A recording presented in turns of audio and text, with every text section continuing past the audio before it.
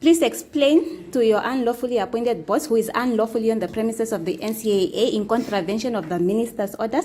Please tell him I have torn up his instruction for me to leave this building. I'm an employee of the NCAA. It is him who needs the minister's concurrence to sit in that office. It is him who has sat in that office unlawfully for the past 2 months, having unlawful access to NCAA affairs, which is state affairs. When he disrespects the minister who reports to the head of state, the president of this country, he disrespects the president. When you appoint foreigners unlawfully, you are disrespecting the laws of this country. If you cannot respect the laws of Namibia and you cannot respect the political leadership in Namibia, then why are you in Namibia? We have laws here. We want to live peacefully. We do not want to be victimized. Are you saying you are above the minister and you are above our laws? It is the basis. Yes, I am addressing the same issue because it is on that basis. I'm saying, are you also going to send me the record? I don't owe you a record. You're supposed to be taking your own. That's fine. Yeah. So if you want to victimize employees here, you must find something lawful, something legal for you to victimize us. You will not be sitting here and writing us letters that are signed by people who are not employees of the NCAA and expecting us, we are being recorded, you're on record because you people like to act unlawfully. I've torn up the whatever paper because it's signed by somebody who's not lawfully on these premises. Yeah? Until you can get me something signed. Do you have the minister's concurrence per the act? Thank you, Natalia. You have your office. You may lock the office, but please excuse me, I need to take my personal belongings. We will give you your personal Excuse me, I need to take my personal belongings. Hello. Hey, I need to take my personal belongings. Excuse me. She is now pushing the seat. Hey. Jermaine, go get the green file from Elliot. He took it.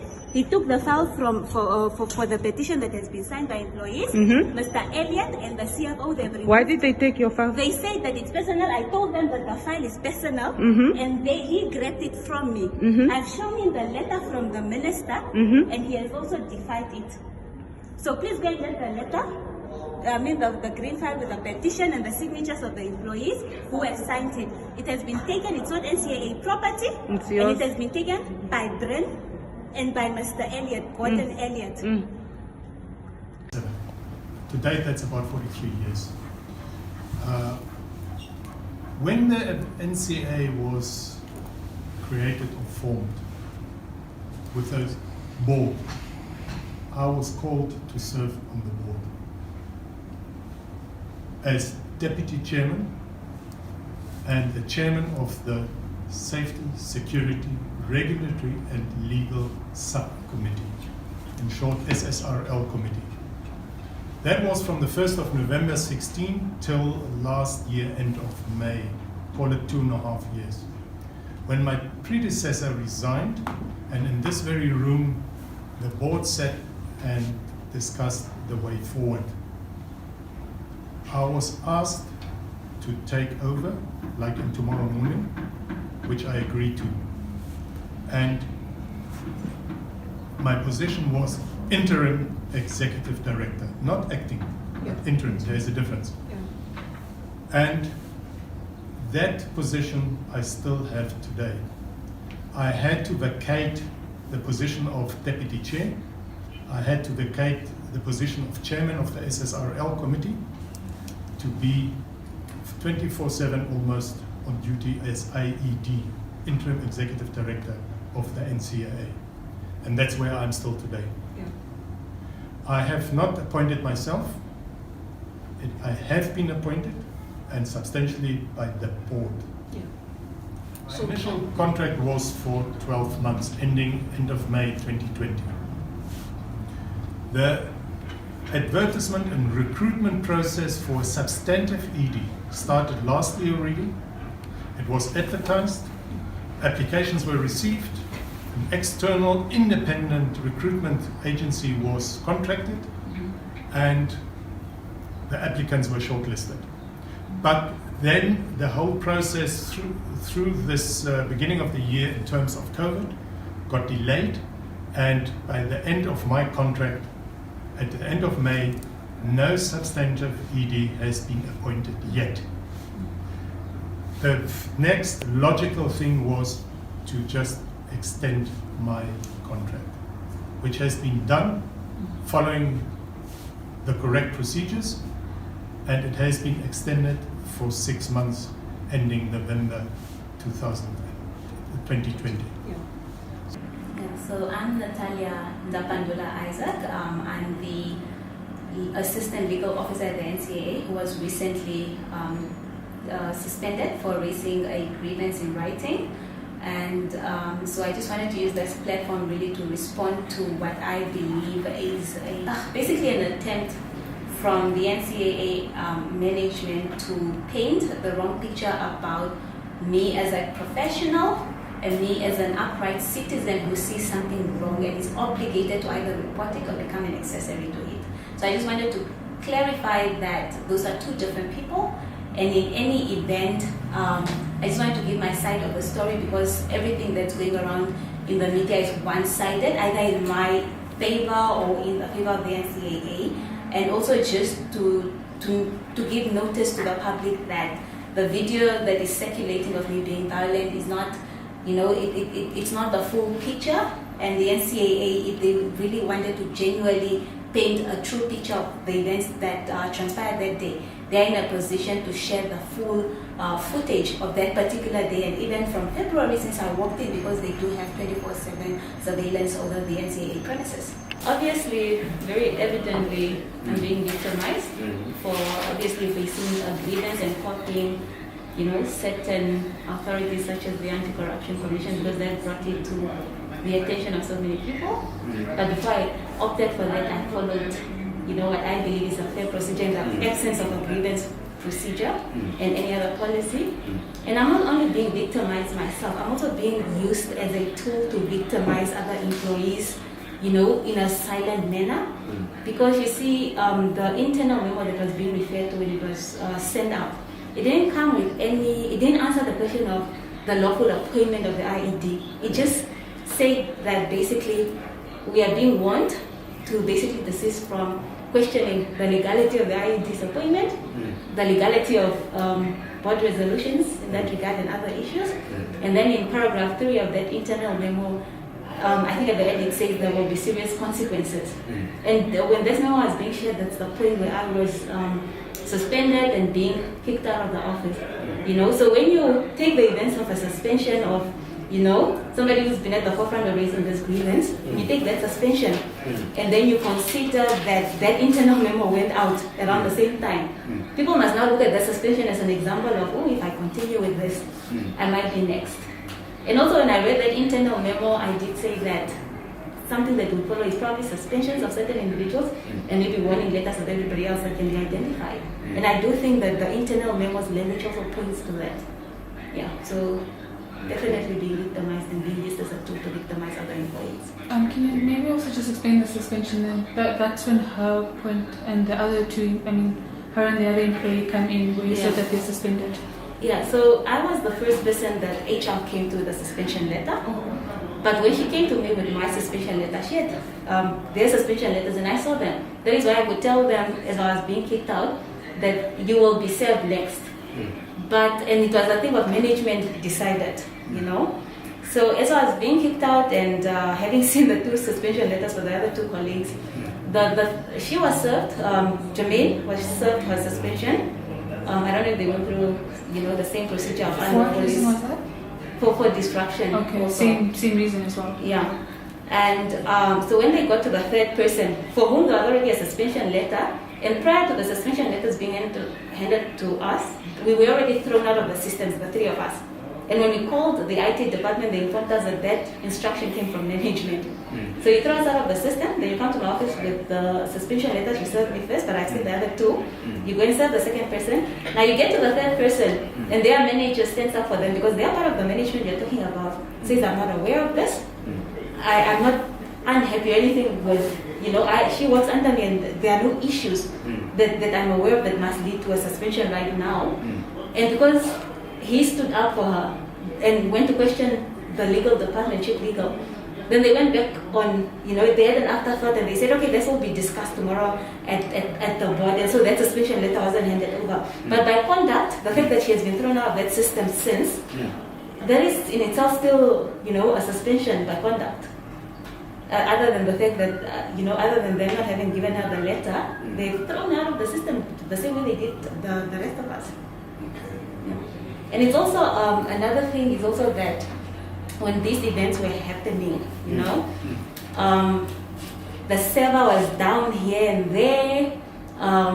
We don't, I'm just thinking deeply about the fact that the events that transpired on that day from 8 a.m. to 8 p.m. and later, the events that even have occurred before the 16th of July, you can take a whole NCAA footage from February when I walked into that institution up to the point that I was kicked out. The NCAA should be in possession of that footage. It's 24/7, So I don't understand why they're sharing parts of videos, half recorded videos, where we clearly had HR only call for a phone to record when they threw my phone down, obviously because they were manhandling me. But so I think deeply about why they share that video instead of just giving the full footage, at least for that specific day. So for me that shows an intention to just defame somebody in the meantime. I think to also call a press conference, being assisted by a PRO, that you didn't follow that you appointed them as an employee, or you gave them you outsourced. If it's employment, you didn't follow fair recruitment procedures once again. If you outsource, you didn't follow procurement procedure. Procurement Act, sets out there. So again, you go and do this unlawful thing just to call a press conference urgently to address not the issues or the allegations raised, but the individual, at the center of raising this grievance. I think for me that in itself speaks volume. There's also a criminal case that's opened against you. I think that's the CFO that you're seen also kind of like tugging away at his shirt. Yeah. Have they said anything about that in regards to that? No, they haven't. Like I said, what transpired is just my phone fell because they were manhandling me. The video went blank, and you can hear HR voice in there. And then that's when the person who took the recording, who is Louise Stolz, that's when she then comes on the call of HR to come and record that part where I was just aggressively. Yeah, what led to you being aggressive to him as well? He wasn't the target. It's two men, right? And it's a thing of I need to defend myself to either get access to my personal belongings, or because the suspension itself was unfair, and you're forcefully removing me when you clearly state in your letter that I'm supposed to do a handover. And now you have these two men physically trying to remove me and still calling security. So, and the whole time I was recording because I didn't think I would be physically attacked. So when the phone fell and that physical, it was just, I wasn't looking at who. But also the other thing is I didn't feel like the chief legal counsel was a threat to me because I know I'm physically fit and he's a pensioner. So my concern was the person who I thought would be, the one that I felt threatened more by the CFO than a pensioner, right? And so I got hold of him and obviously grabbed him by the neck. I didn't have control over it. I was really angry in that moment. And I just didn't have control over everything that transpired after that. But for me, it was just an act of really defending myself and trying to get access to my personal belongings and trying to protect the identities of the people who signed the petition that was taken out of my bag without my permission, which is a personal bag as well, and therefore a personal item. That petition is not NCAA property, So that's basically what happened. And I do apologize sincerely for the way I behaved in that video where I was really warding up an attack. It still looks violent if you don't know the full story. And obviously, I myself, I don't encourage violence. And that is why I'm so happy that the CFO himself opened a case, because he's entitled to do that. At the end of the day, it's for the court to decide whether or not that was self-defense, whether or not that was a reasonable use of force on their part and on my part, whether or not I was provoked, whether or not those events would have occurred had you not handed me an unlawful suspension. And if you had complied with, the procedure is called security to come and move somebody physically out of a building. Do you regret the incident?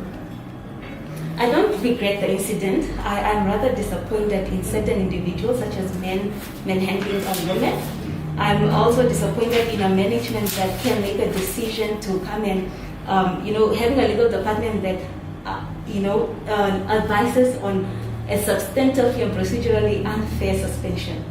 And having management that are comfortable coming to physically throw people out of a building without any dignity. Because even where the suspension would have been lawful, if it was any other employee, whatever other case, I still want them to just follow the procedures of, if it gets to a point where a person needs to be physically removed, let it not be management that does it, because that is not what they are employed for. Security carries out those functions.